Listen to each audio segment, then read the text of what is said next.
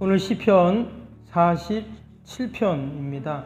47편은 여러 가지 이름이 붙은 시편인데요.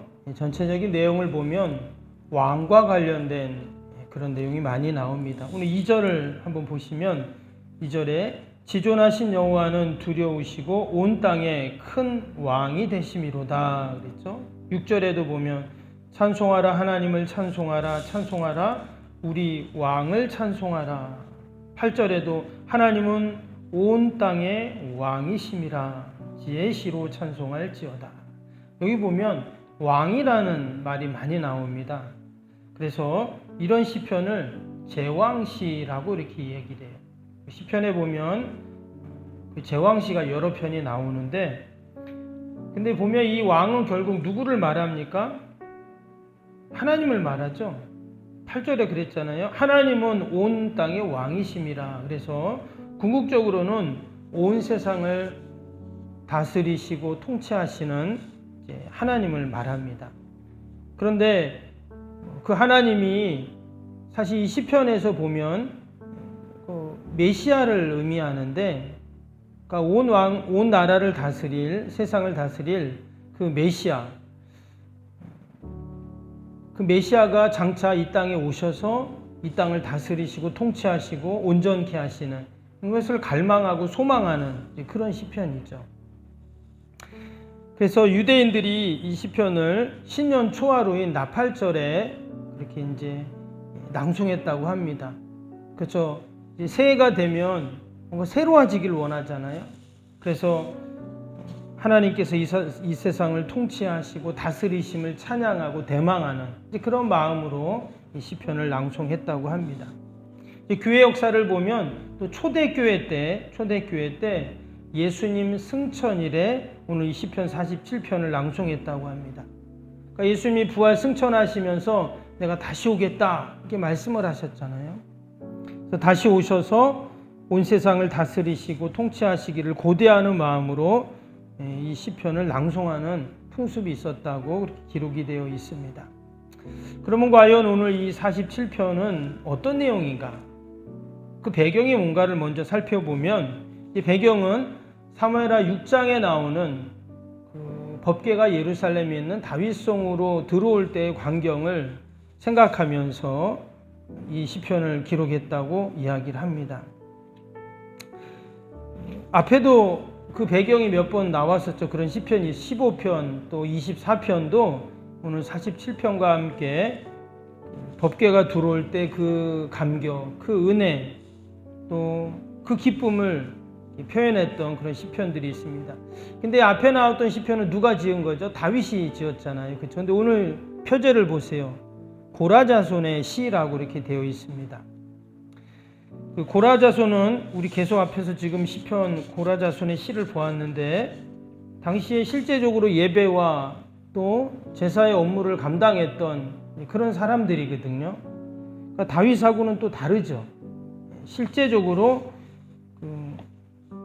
그 제사의 업무를 담당하고 그 법궤가 다윗성으로 들어올 때 대제적인 행사를 하게 되는데, 그 모든 제사와 행사를 담당했던 그 제사장들이 이 시편을 기록을 한 것입니다.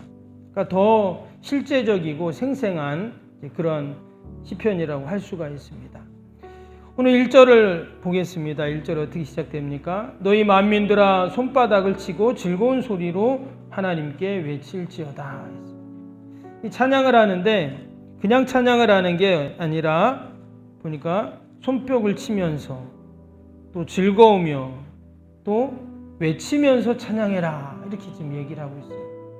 그러니까 이렇게 기쁘고 즐겁고 막 흥분이 되고 감격이 되는 그런 상황을 이야기한 것이죠. 그리고 사람들을 향해서 너희 만민들아 우리 함께 찬양하자 이렇게 외치고 있습니다. 그 찬양하는 이유가 뭔가 2절에 나오죠. 지존하신 여호와는 두려우시고 온 땅에 큰 왕이 되심이로다 그랬어요. 이게 보니까 하나님이 어떤 분이냐면 지존하신 분, 온 땅에 큰 왕이 되신다 이렇게 말했어요. 성경에서 이 지존이라는 표현은요 하나님께만 쓰는 표현입니다. 지존, 말 그대로 가장 지극히 존귀하신 분, 이런 뜻이잖아요. 히브리어로는 엘 엘리온이라고 하는데, 엘이라는 단어는 하나님을 말하거든요. 엘리온은 가장 높은 곳, 이런 뜻이에요. 그러니까 하나님은 어디에 계시죠? 가장 높은 곳에 계십니다. 누구와도 비교할 수 없는, 비교 불가의 그런 분이라는 뜻입니다. 가장 우월하시고 가장 높은 곳에 계시고 최고의 존재가 바로 하나님이시기 때문에 우리가 그 하나님을 당연히 찬양해야 된다. 우리가 앞에서 배경에서도 말씀드린 것처럼 지금 법궤가 다윗성으로 들어오는 광경을 보면서 감격하면서 지금 이 시편이 기록이 됐다고 했는데, 여러분 이전에 이제 법궤가 없었던 거잖아요. 그러면 법궤 없이 이 사람들이 지금 예배를 드린 거예요. 수십 년간 그렇게 제사를 드렸습니다. 여러분 그 제사는 온전한 제사가 될까요? 그럴 수 없죠. 법궤가 없는 성소는 온전한 성소라고 할 수가 없습니다. 사실 법궤는 그냥 나무 상자일 뿐이에요. 그러나 그 안에 십계명 돌판, 또 아론의 쌍난 지팡이, 또 만나 항아리, 그것이 이제 그 법궤 안에 담겨 있는데, 사람들이 그 법궤가 들어올 때 이처럼 감격하고 기뻐하고 즐거워하고 다윗은 막 춤을 췄다고 하는데, 그 이유는 하나입니다. 바로 그 법궤가 하나님의 임재의 상징이었기 때문에 그렇죠. 그래서 그동안 법궤 없이 예배를 드렸다는 말은 무슨 말이냐? 하나님 없이 예배 드렸다는 말하고 똑같아요. 마치 잔치를 열었는데 잔치의 주인공이 없는 거예요. 출애굽기에 보면, 출애굽기 25장 22절에 보면 거기서 내가 너희를 만나겠다 이렇게 말씀하셨어요. 거기가 어디죠? 바로 지성소 안에 있는 법궤, 거기서 내가 너희를 만나주겠다 이렇게 말씀하셨어요. 더 정확히 말하면 그 법궤 위에 두 그룹 천사들이 날개를 탁 펴고 있는 바로 그 시은장, 거기서 내가 너희를 만나주겠다 이렇게 말씀하셨죠. 내가 거기에서 늘 너희를 기다리고 있겠다 약속해 주셨습니다. 때문에 이스라엘 백성들은 법궤 하면은 뭘 생각해요? 하나님의 임재의 상징, 하나님을 상징합니다. 그래서 그들이 광야를 갈 때도 가장 앞에 뭐를 뒀어요? 법궤를 제사장들이 메고 가잖아요. 광야에서 맨 앞에. 즉 하나님을 따라간 거거든요. 때문에 당시 사람들은 법궤를 하나님처럼 그렇게 여겼던 것입니다. 그 법궤가 들어오니까 이처럼 감격하는 거죠. 그래서 5절 보세요. 하나님께서 즐거운 함성 중에 올라가시며 여호와께서 나팔 소리 중에 올라가시도다. 여기서 지금 말하는 하나님은 법궤를 말하는 거예요. 그 법궤가 예루살렘 성으로 쫙 올라가는 그것을 지금 표현하는 말이잖아요. 그동안 법궤를 빼앗기고 잃어버리고 그랬는데 지금 법궤를 다시 찾아서 가지고 오니까 그 기쁨을 이루 말할 수가 없어요. 그래서 얼마나 감격하고 했는지 6절 7절 보면 찬송하라, 하나님을 찬송하라, 찬송하라, 우리 왕을 찬송하라, 하나님은 온 땅의 왕이심이라 지혜의 시로 찬송할지어다. 여기 보니까 막 계속 찬송하라, 찬송하라, 찬송하라 계속 말하고 있죠. 그만큼 지금 이렇게 기쁘고 즐겁다는 것을 지금 표현을 한 것입니다. 계속 반복했다는 이유는. 그리고 그들이 그렇게 기뻐했던 이유가 또 한 가지가 있어요. 그 이유가 뭐냐? 3절을 다시 보세요. 3절 보면 여호와께서 만민을 우리에게, 나라들을 우리 발 아래 복종하게 하시며 그랬어요. 승리를 말하잖아요. 모든 나라들이 전부 그 발 아래에서 머리를 숙이고 복종하고 있다는 거예요. 왜 이런 표현을 썼냐면, 여러분 지금 법궤를 찾아왔잖아요. 어떻게 법궤를 찾아왔죠? 이전에 그 사울 왕이 전쟁을 하다가, 블레셋과 전쟁하다가 그 전세가 막 어려워지니까 어떻게 해요? 빨리 가서 성막에 가서 법궤 가져오라고 했어요. 그래서 법궤를 가져오면 하나님의 임재의 상징이니까 그것을 전쟁터에 가지고 오면 우리가 전쟁에 이기겠다 이렇게 생각을 했는데 어땠죠? 졌습니다. 아니 왜 하나님의 임재의 상징인 법궤가 딱 왔는데 왜 우리가 전쟁에서 지고 패하지? 하나님은 그것을 원치 않으셨다는 거예요. 즉 사울과 이스라엘 백성들은 법궤를 어떻게 생각했습니까? 마치 법궤를 부적같이 여긴 거예요. 마치 법궤를 도구로 사용한 겁니다. 그러니까 하나님은 자신을 도구로 사용하고 마치 부적처럼 여기는 것을 원치 않으셨어요. 근데 우리가 그 모습을 보면서 우리의 모습을 한번 돌아봅니다. 혹시 내가 기도를, 예배를, 찬양을 부적처럼 또는 도구로, 하나님을 도구로 사용하진 않았는가? 내가 지금 힘들고 어려우니까 내가 기도하면은 문제가 해결돼야 돼. 맞는 말이에요. 맞는 말인데 마치 내 문제를 해결하기 위해서 기도를 가져와서 하나님을 가져와서 문제를 해결하려고 하는, 그건 완전 다른 거죠. 근데 당시 사울이 그랬다는 거예요. 그래서 하나님은 그것을 원하지 않으셨어요. 그래서 그 법궤를 빼앗긴 게 아니라 마치 하나님이 법궤를 빼앗기게 하신 블레셋에게 그런 모습인 거죠. 근데 지금 3절에 뭐라고요? 모든 이방 나라들이 다 무릎을 꿇고 복종한다고 했어요. 이 말은 이제 승리를 했다는 것입니다. 법궤를 찾아올 수 있었던 이유가 그겁니다. 이전에 왜 법궤를 그동안 계속 찾아오지 못했는가? 힘이 없었기 때문에. 그 블레셋 지경에 가서 그 법궤를 찾아오려고 하면 그 블레셋 땅으로 가야 되잖아요. 그러면 블레셋이 가만히 있습니까? 이방 나라에서 지금 막 그냥 자기 나라에 쳐들어왔는데, 우리도 마찬가지죠. 만약에 북한이 우리를 쳐들어와 보세요. 아니면 일본이 우리나라에 쳐들어와, 가만히 안 있죠. 우리 영토에 너희들이 왜 들어오라 하면서. 똑같습니다. 그런데 지금 모든 나라들이 복종한다는 말은 하나님께서 이스라엘에 축복하셔서, 다윗에게 축복하셔서 승리자가 될 수 있는 그런 은혜를 주셨기 때문이죠.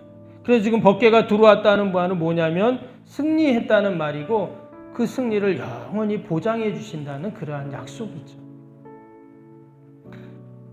저와 여러분은 다 그 법궤를 우리가 다 모시고 내 안에 모시고 간직하고 있는 자들인 줄로 믿습니다.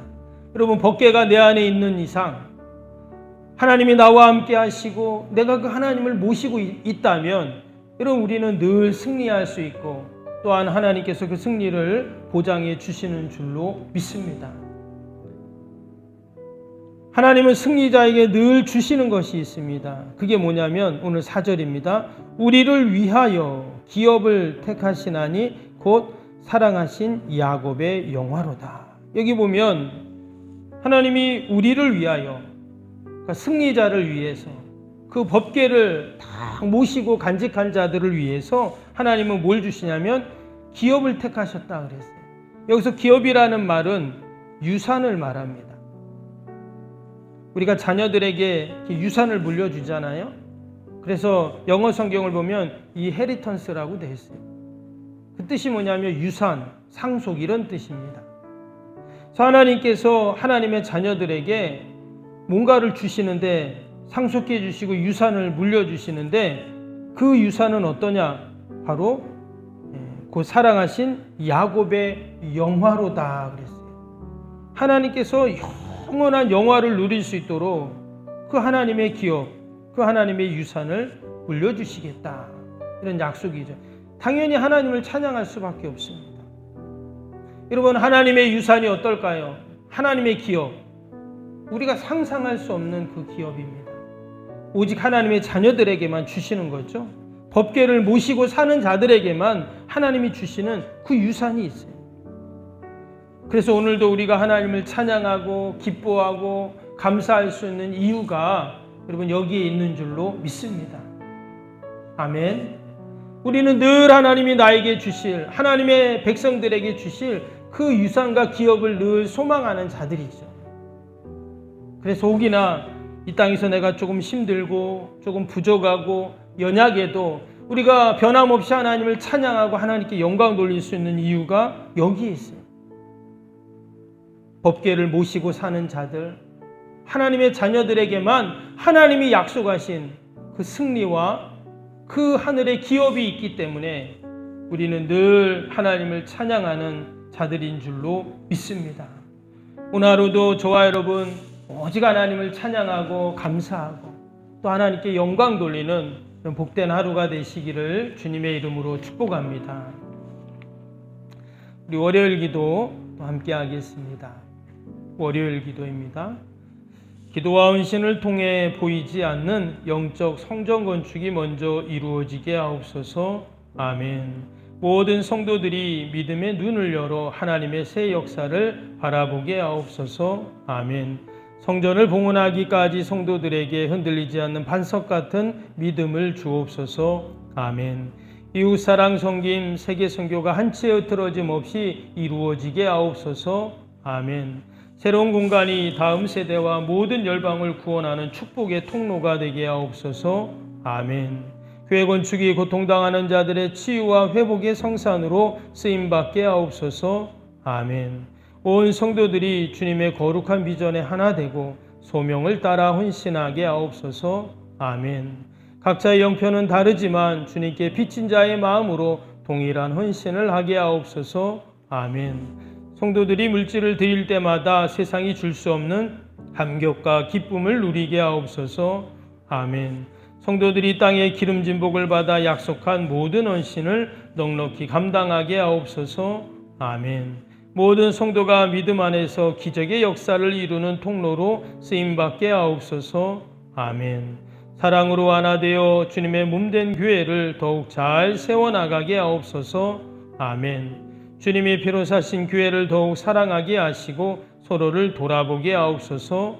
아멘. 성전 건축이 진행되는 동안도 견고한 사랑의 공동체가 되게 하옵소서. 아멘. 공동체를 위협하는 어떤 역경과 도전에도 사랑과 믿음으로 승리하게 하옵소서. 아멘. 예수님의 이름으로 기도합니다. 아멘. 사랑과 은혜가 충만하신 하나님 아버지, 오늘도 우리가 하나님을 찬양하고 또 찬양하고 찬양하는 이유는 하나님께서 우리에게 승리를 보장해 주시고 또 우리를 위하여 하늘의 기업을 우리에게 허락하시는 때문인 줄로 믿습니다. 늘 하나님께 감사하고 또 찬양하며 하나님 영광 돌리는 저희들이 다 되게 하여 주옵소서. 우리는 다 하나님의 법궤를 우리가 간직하고 모시고 사는 자들인 줄로 믿습니다. 오늘도 하나님이 나와 함께 하시고 나와 동행하시고 늘 내가 가는 곳에 하나님이 함께 하심을 감사하며 또 하나님 찬양하는 저희들이 되게 하여 주옵소서. 하나님 무더위 가운데 지치지 않게 하시고 특별히 우리 어르신들 또 우리 아내들 어린 생명들 늘 강건하게 하셔서 아버지 이 무더위도 잘 이겨나가게 하여 주옵소서. 하나님 오늘도 우리의 간절한 기도 마음의 소원들 하나님께 다 아랠 때 하나님이 들으시고 선하게 인도하여 주옵소서. 감사하며 예수님의 이름으로 기도하옵나이다. 아멘. 하늘에 계신 우리 아버지, 아버지의 이름을 거룩하게 하시며 아버지의 나라가 오게 하시며 아버지의 뜻이 하늘에서와 같이 땅에서도 이루어지게 하소서. 오늘 우리에게 일용할 양식을 주시고 우리가 우리에게 잘못한 사람을 용서하여 준 것 같이 우리 죄를 용서하여 주시고 우리를 시험에 빠지지 않게 하시고 악에서 구하소서. 나라와 권능과 영광이 영원히 아버지의 것입니다. 아멘.